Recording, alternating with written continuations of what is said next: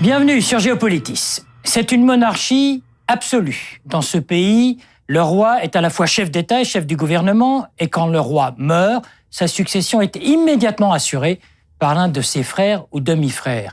Dans ce royaume, tout empreint de tradition, la Constitution, c'est le Coran, la loi, c'est la charia, il n'y a pas de parti politique, pas de syndicat, pas de cinéma, pas de concert, mais énormément de richesses car il y a du pétrole, tellement de pétrole que cela représente 90% des recettes budgétaires de la nation. Ce pays, c'est l'Arabie Saoudite.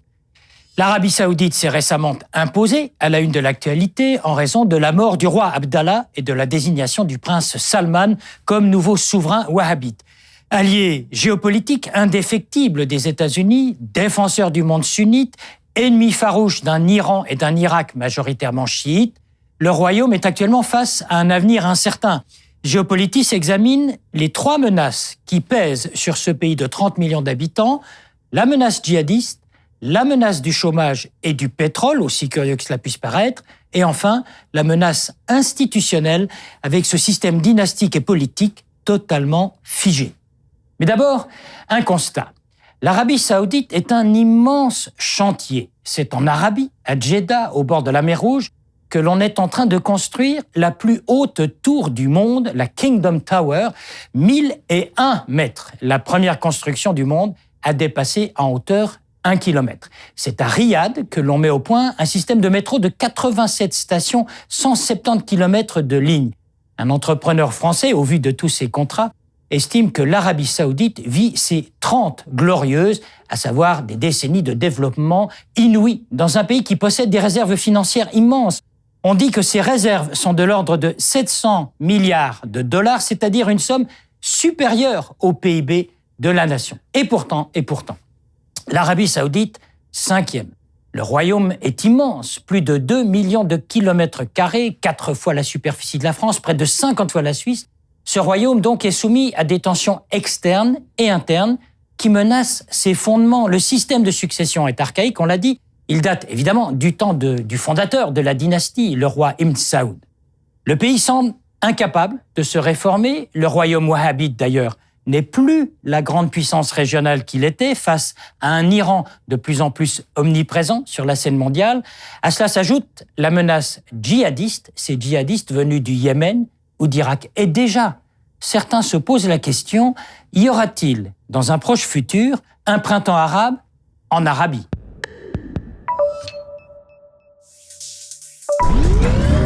C'était au début de l'été 2014. En toute hâte, les autorités saoudiennes dépêchaient 30 000 soldats de la garde nationale à la frontière du pays avec l'Irak.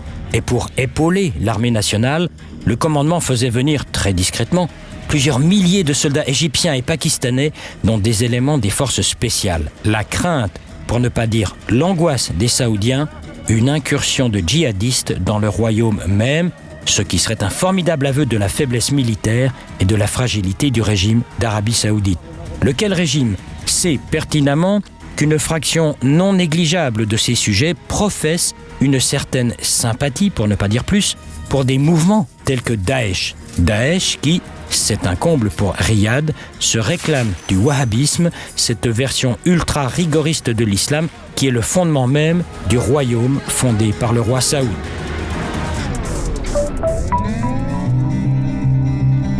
C'est une situation inédite. En Arabie, les besoins en énergie ne cessent de croître et ce, dans des proportions inquiétantes. Aujourd'hui, sur 9 à 10 millions de barils de pétrole produits chaque jour, on estime que 3 millions sont consommés sur place, entre autres, par tout le parc automobile ou pour la production d'électricité dont la moitié, c'est énorme, est consacrée à dessaler l'eau de mer. À ce rythme, disent les spécialistes, dans 20 ans, tout le pétrole produit servira à la consommation sur place. Autre grave souci pour le royaume, le chômage. Désormais, le pays n'est plus en mesure de fournir du travail à toute sa population active. Chaque année, ce sont 300 000 jeunes saoudiens qui arrivent sur le marché du travail. Or, le taux de chômage est de l'ordre de 25%. L'idée serait de ne plus cantonner ces jeunes saoudiens dans le secteur public, qui leur est traditionnellement réservé, mais de les diriger vers le privé. Problème, dans ce secteur privé, 85% des postes sont occupés par des expatriés.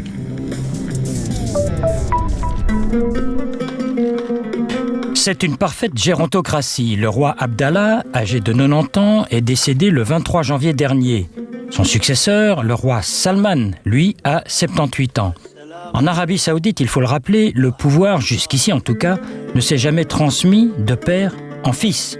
La succession est de type horizontal, elle s'effectue entre les fils du fondateur du royaume moderne en 1932, le roi Abdelaziz Ibn Saoud, lui-même décédé en 1953. Seuls ses fils, pour l'instant, ont pu accéder au trône. Il y a eu le roi Faisal, le roi Khaled, le roi Fahd, le roi Abdallah et à présent le roi Salman.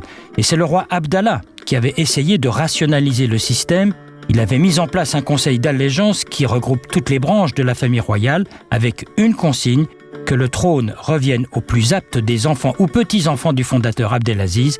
On sait qu'en coulisses se déroulent des luttes violentes et continues entre tous ceux qui se sentent aptes à la charge royale.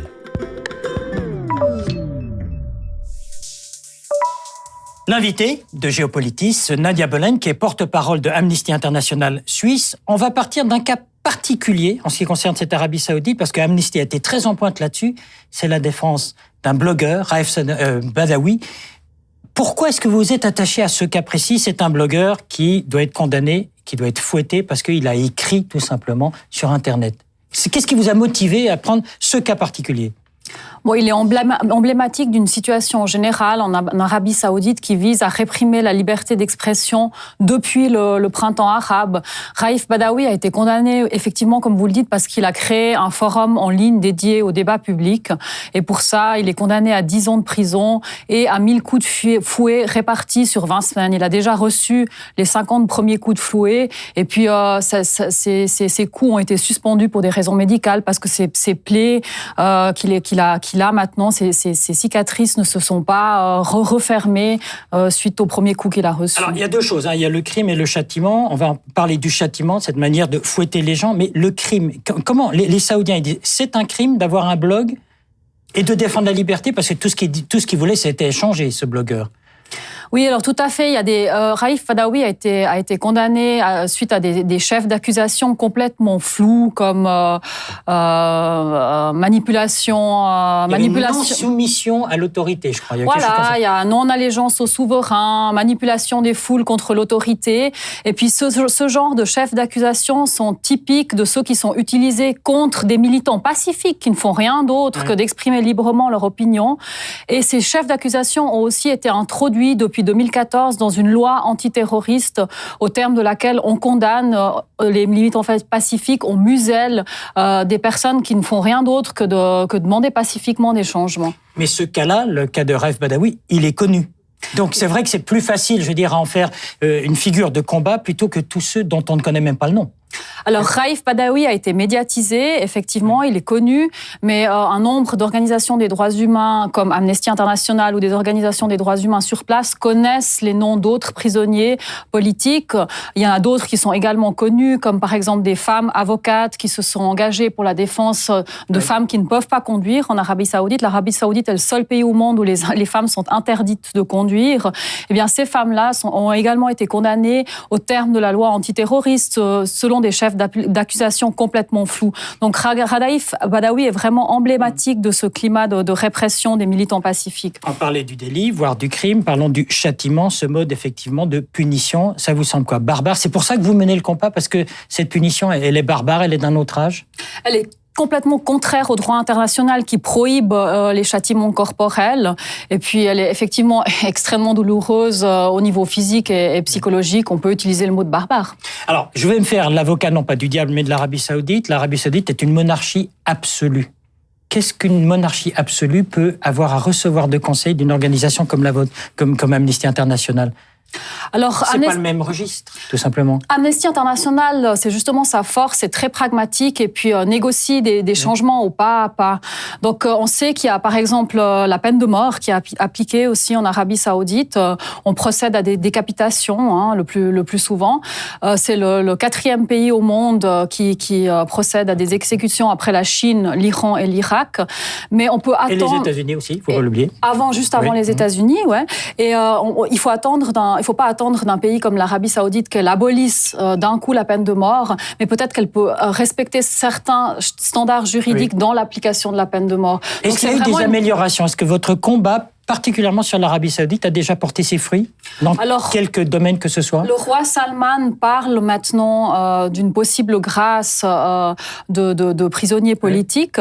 On espère que cette grâce va avoir lieu.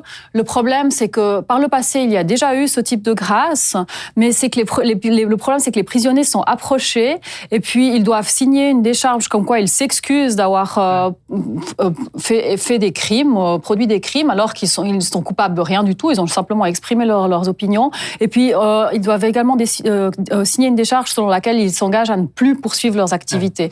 Donc ça, c'est inacceptable pour Amnesty. Mais on salue tout de même le fait que ces personnes puissent être libérées. On espère, on attend qu'elles soient libérées.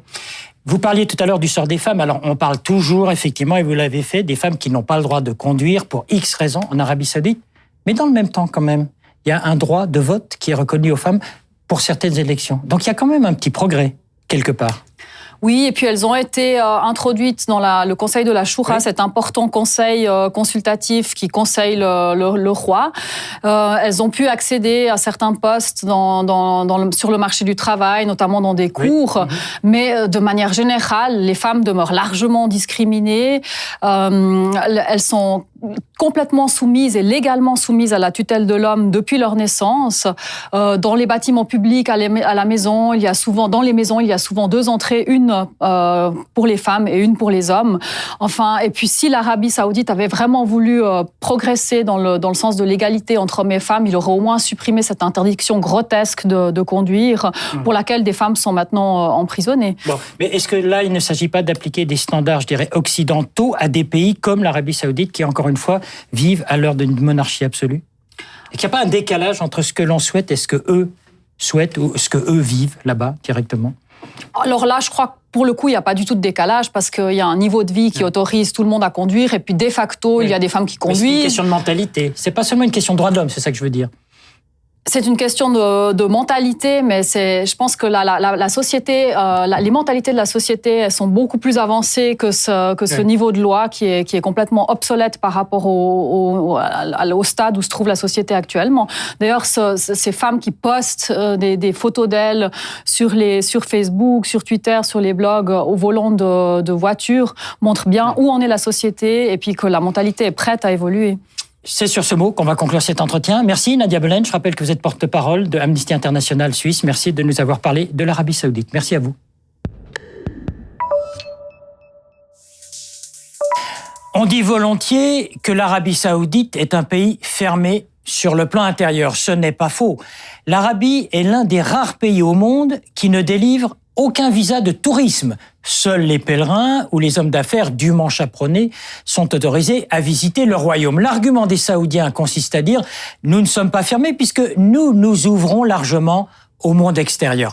Autre argument fréquemment entendu dans la bouche des dirigeants saoudiens, nous n'avons pas à nous adapter au monde, c'est aussi au monde à s'adapter à nous. Argument qui pèse de peu de poids face aux convulsions internes que connaît actuellement le régime, lequel œuvre de manière à ce qu'aucune information dérangeante ne circule, compte tenu d'une contestation interne qui est en train de saper les fondements même du royaume wahhabite, compte tenu aussi d'un climat quasi insurrectionnel d'une minorité chiite saoudienne remarquablement tenue à l'écart, au point qu'à l'étranger, on en ignore jusqu'à l'existence. C'est là la marque d'un pays qui, de facto, et quand bien même un nouveau roi vient d'être désigné, est et reste fermé sur le plan intérieur. Et sur la page web de Géopolitis, préparée par David Nicole, vos commentaires sur cette émission consacrée à l'Arabie Saoudite, à votre disposition, séquences vidéo, infographies, site internet et archives. Comme toujours, la possibilité de podcaster cette émission de la RTS, et vous êtes toujours les bienvenus sur Géopolitis.